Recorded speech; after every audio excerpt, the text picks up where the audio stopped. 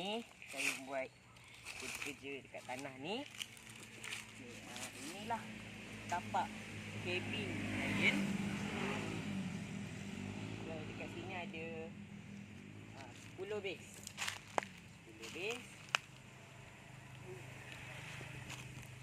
Dan kita tengah tunggu tarikh kabin untuk dihantar. Okay. Alhamdulillah.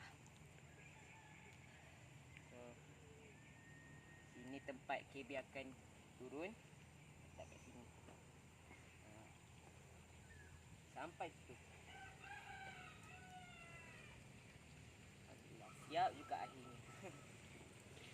Buat perlahan. So, lepas ni saya nak try terbang lagi dulu.